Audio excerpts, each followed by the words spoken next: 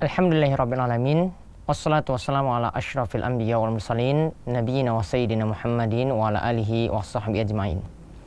Para pemirsa sekalian, kita kembali akan mengulas pembahasan tentang fikih yang kita ambil dari matan Al-Ghaya wa Taqrib, atau dikenal juga dengan matan Abu Syuja. Kita masih membahas tentang masalah seputar hukum-hukum sholat. Saat ini kita akan melihat tentang pembatal-pembatal sholat yang disebutkan oleh Al-Qadi Abu Syuja.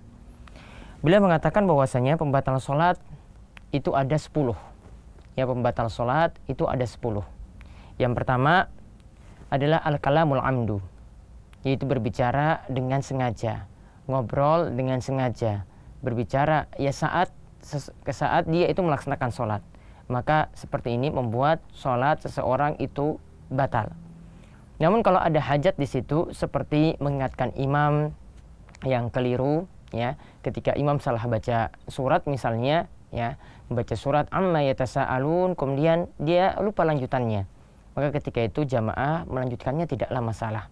Ya, ketika itu ya ngobrolnya atau berbicaranya itu ada hajat, ada maslahat, maka itu diperbolehkan. Begitu juga tatkala ingin mengingatkan imam, tatkala itu wanita ingin mengingatkan, maka nanti dia menepuk ya telapak tangannya, sedangkan laki-laki itu bertasbih. Ya, laki-laki tatkala itu bertasbih. Maka di sini juga ada hajat dan itu tidak membatalkan sholat. Yang dimaksudkan sini adalah yang sengaja dilakukan. Yang sengaja dilakukan itu membatalkan sholat. Kemudian yang kedua yang jadi pembatal sholat itu adalah al-amalul katsir, yaitu melakukan gerakan yang banyak. Yang melakukan gerakan yang banyak yang tidak termasuk dalam bagian sholat, sebagaimana diterangkan oleh Syekh Abdurrahman bin Nasr As-Sa'di ya dalam pembahasan Syarah Umdatul Ahkam. Beliau menjelaskan bahwasanya gerakan yang bisa membatalkan sholat itu jika memenuhi 3 syarat. Kalau ada syarat ini, barulah sholat seseorang itu batal. Yang pertama, gerakannya itu adalah banyak. Ya, gerakannya itu banyak. Di sini tidak dibatasi dengan 3 gerakan. Pokoknya banyak, kalau sudah dikatakan banyak, maka itu sudah dikatakan membatalkan sholat. Kemudian yang kedua, dilakukan secara berturut-turut. Artinya kalau tidak berturut-turut, jadi tidak membatalkan sholat. Yang membatalkan adalah dilakukan berturut-turut berulang kali. Kemudian yang ketiga, dilakukan bukan karena hajat, bukan karena butuh. Ya, bukan karena hajat, bukan karena butuh.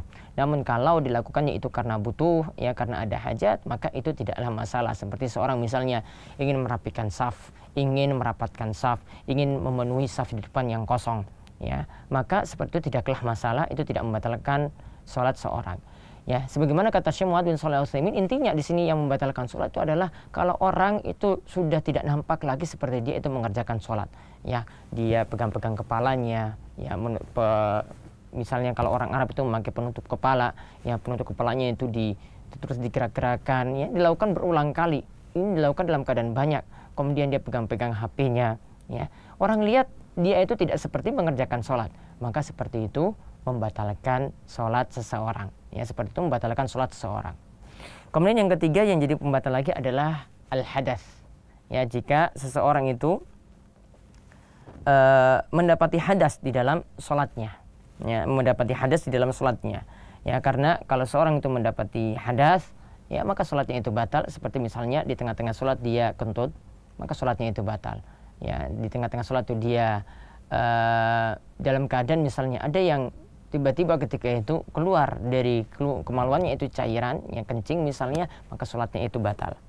Kemudian yang keempat, hudus najasah, yaitu ketika seorang itu mendapati najis. Ya, saat sholatnya dia mendapati najis, ya, sejak di sholatnya dia tahu dia mendapati najis, maka dia harus menghilangkan najis tersebut sebisa mungkin. Dia harus menghilangkan najis tersebut. Namun kalau ini baru diketahui setelah sholat itu rampung, setelah sholat itu selesai, maka tidaklah masalah. Setelah sholat selesai itu tidaklah masalah. Ya, namun yang masalah di sini adalah jika di tengah-tengah sholat itu muncul najis, maka dia harus hilangkan. Apalagi kalau tahunya itu sebelum sholat, maka dia harus lebih dahulu membersihkan najis tersebut dari pakaiannya, dari tempat sholatnya, ya, atau yang dia kenakan saat itu. Kemudian yang kelima yang termasuk pembatal lagi adalah wankishaful aurah, yaitu terbukanya aurat. Ya, terbukanya aurat, maka itu membuat sholat seseorang itu batal. Ya, sholat seseorang batal ketika itu juga. Kemudian yang keenam, taghyirun niyah, yaitu merubah niat. Yang dimaksudkan merubah niat di sini adalah dia berniat untuk keluar dari sholat. Ya, dia berniat untuk keluar dari sholat. Artinya dia niat sholatnya itu batal. Maka ketika itu ya sholatnya pun batal. Kemudian yang ketujuh, wa istidbarul kiblah. Itu dia membelakangi kiblat. Dia membelakangi kiblat ketika itu. Namun kalau wajahnya itu cuma menoleh ke kanan ke kiri, nah ini tidak sampai batal, ini hukumnya makruh. Ya, memandang ke atas ini hukumnya makruh. Namun kalau seluruh tubuhnya itu bergeser ke kanan, ya jauh dari kiblat, atau ke kiri jauh dari kiblat, atau bahkan sampai membelakangi, maka ketika itu sholatnya batal. Kemudian yang kedelapan yang membatalkan sholat lagi adalah wal aklu wasyurbu, itu makan dan minum. Ini sudah jelas, ini jadi pembatal sholat. Ya, makan dan minum ini sudah jelas menjadi pembatal sholat. Kemudian yang kesembilan al-kohkoha, yaitu tertawa. Tertawa ini juga jadi pembatal sholat, namun pembatal sholat yang satu ini tidak sampai membatalkan wudhu. Berbeda dengan pendapat dari Abu Hanifah mengatakan orang yang tertawa itu wudhunya batal. Namun ini tidaklah tepat. Yang tepat ya, ketika seorang itu tertawa, misalnya dia sholat kemudian ada sesuatu yang lucu kemudian dia tertawa, maka ketika itu sholatnya batal, namun tidak membatalkan wudhunya. Dia ketika itu batalkan sholat, ya kemudian dia ulangi sholatnya dari awal lagi, tetap meneruskan ya sholat tersebut tanpa mengulangi wudhunya, sholatnya itu sah. Kemudian yang terakhir, yang ke-10 itu adalah riddah, keluar dari Islam. Riddah, keluar dari Islam, ini juga jadi pembatal sholat seseorang. Maka tadi kesimpulannya ada 10 yang jadi pembatal sholat. Ya, tadi yang pertama itu adalah ketika seorang itu berbicara dengan sengaja. Kemudian yang kedua ya, yaitu banyak bergerak. Kemudian yang ketiga timbul hadas di tengah-tengah sholat. Yang keempat itu muncul najis di tengah-tengah sholat. Ya, kemudian yang kelima terbukanya aurat. Yang keenam itu berubahnya niat. Yang ketujuh itu membelakangi kiblat. Yang kedelapan makan dan minum dengan sengaja. Ya, kemudian yang kesembilan seseorang itu tertawa. Dan yang ke-10 adalah keluar dari Islam. Ya, maka ini semua yang jadi pembatal. Mudah-mudahan kita senantiasa mendapatkan ilmu yang bermanfaat, dan mudah-mudahan tadi semakin membetulkan sholat kita yang kita lakukan selama ini. Wabillahi taufiq wal hidayah. Wassalamualaikum.